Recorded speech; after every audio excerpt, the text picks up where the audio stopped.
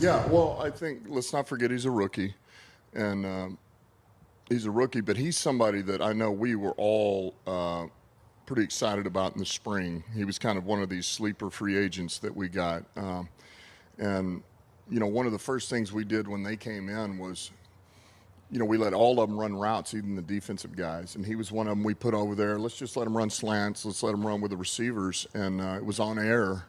But he was like one of the first ones that showed up. Like, wow, he's just kind of a natural athlete. He gets it. He's played receiver before, and so we knew he was an athlete. And what you see is he's very aware. He's very smart. He's very unrookie-like mentally. Like he's on top of it, and he's a player that really we especially after last night, to go against the group that he went against and to watch his physicality. He's not a huge guy, but, man, he mixed it up. He was on it, just mentally where he's supposed to be, when he's supposed to be there, and he's a trustworthy player right now, and that's what showed up. That's what excites you.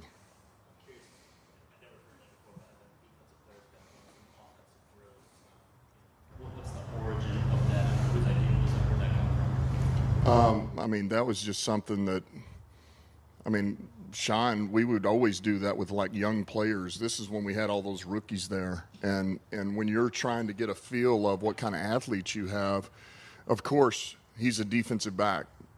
But maybe you cross-train the kid, or maybe if you get into camp, you realize he's not going to make it or you don't think he's going to make it, but you like the skill set. Well, why not move him to receiver? And so you're just kind of look to see if somebody naturally has another talent, another gift, and no different than what we did with Godwin. Godwin was a safety, and A. spotted that. We were doing that box drill in the spring, special teams box drill, like, squeezing down, trying to tackle or two-hand touch because you can't tackle in the spring, but we let him run the ball. And you watch him run the ball, and you're like, whoa. And so we do that, and the kid is improving as a halfback, and he's doing some good stuff on special teams. Yes, sir. Yeah, Coach, you wanted to get some extended look at Jalen Reeves maybe and like that, and what you saw. You got a chance to play quite a few snaps. Yeah, look, he's a steady player is what he is. And he's going to set the table for us. He's smart. He had the green dot while he was in there. Look, there was a couple of things that popped up with him, but it did with all those guys as well. I think we know he's another guy that exactly what he is. He's going to give you a good day's work. He's a workhorse, and he's a damn good special teams player. And so that's what he is. He's reliable. A lot of us expect maybe you'll keep three quarterbacks. Can you just maybe talk through that decision? Is three a good number? Two? How does that look? Yeah, look, it's here again. We're going to have some decisions to make over the next week, but I have no problem keeping three. I'd start with that. If there's three that are worthy of keeping, and right now I would say that Boyle and Blau both. Man, the more reps they get, the better they're going to be for it. And if you feel like you have three that you can trust, then it's hard to let go of one of those guys. It really is. So I have no problem keeping three. It's been on my mind, our mind, and we'll see where this goes. Yeah, I'm curious what Tom kind of did. We've seen him make a lot of plays out here, and made a lot of plays in the preseason. What more do you have to see from Tom to keep him back in position? Do you like Tom? You like him a lot? I like Tom. Look, we'll see where this goes. He's still competing, but I tell you what, what you see is what it is. He just makes plays, and I feel like I'm gonna beat this into the ground, but man, we're getting to the point now where it's like you want to find guys that you trust. Ultimately, we can wrap it into this bow of this package of he does this well and he does blah, blah, blah. But ultimately, from where I sit and my coordinators and coaches, you want guys you can trust, and like we trust Tom Kennedy right now. He's another guy that does what he's supposed to do when he's supposed to do it. He knows where to go. He can play all three spots, and he makes plays. You know, when we need a play, he makes plays, and he's just shown up. So once again, it's hard to ignore it. Just is. In the play, special teams, to be able to cover it or something like that, if he's going to be up this year. It would certainly help.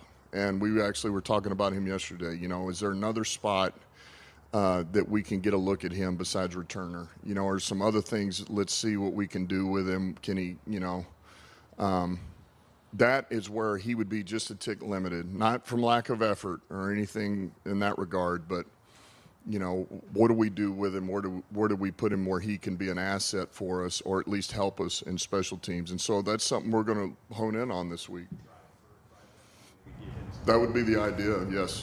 And then the flip side is, you know, Bishop Berryman, we haven't seen a lot from him, just frankly, Yep. you know, going back to the spring, and I know he's been hurt a little bit here, but what are your impressions of what he's giving you for this point? Yeah, I think you're on something because I think it's hard to say right now. There's just hasn't been enough out there. You know, he had the hip injury, and then he comes back, and you know, I mean, he was solid the other night for the plays that he had, but yet he had an OPI, and which he knows better than. He doesn't need to do that. His speed and the route is enough to where he would win on that, and so, you know, I think he'll be better coming off of this hip. He got, you know, kind of got a game under him. But I think that room right now is still up for grabs. I think there's a heavy competition going on in that room right now. Two more guys. Is there a player or two that maybe have impressed in limited snaps where you could maybe get them as much snaps as you wanted in week 1 and week 2 of the preseason that you really want to get out there and week 3 to get a good look at? Well, there's a number of guys we certainly want to get more reps, like Evan Heim and Paulo on the O-line. We didn't really get a good chance to. We didn't get any reps for them last game, and it was just kind of the way it worked out in the rotation. But certainly, we want to get a real good look at them this week. You know, we'd like to see a little more Reynolds, and even Reynolds on the special team. You know, the halfback, see where he's at there. You know, and most of the defensive guys have gotten a ton of reps just because where we've been at injury-wise or the guys that have sat. So, you know, we have a pretty good feel of those guys for the most part, I would say. But, yeah, I think that, Justin, that's kind of the group there. Would you think of the way Sewell played on Saturday night? You need to see more reps from Phil.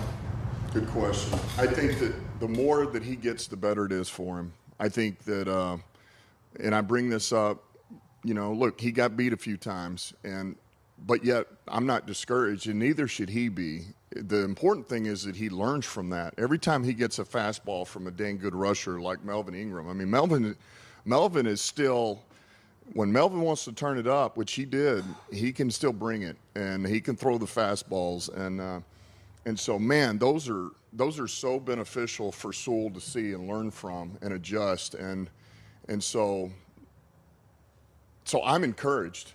Yeah, there were some things that came up, but he'll only be better for those. You know, I know you guys probably get tired of me saying it, but he just is. And for him and even McNeil to get different looks against different players, it's good for those guys. So yeah, I think he needs more reps because I know it'll benefit him.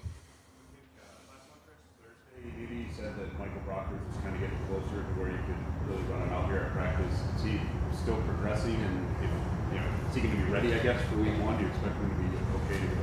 Yeah, I think certainly that's the hope. I think we feel like he'll be ready week 1, and he is still improving. He is. It's just, man, it's at a snail's pace right now.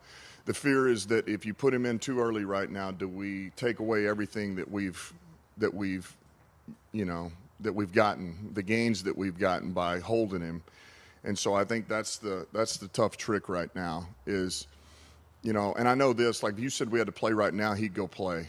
But yet, you know, if we thought we could get him to that almost 100% range by holding him, you know, a little bit more, is it worth it? Well, knowing that we got a long season, you know, and he's played a lot of football, I just tend to be a little more conservative with him. That's all.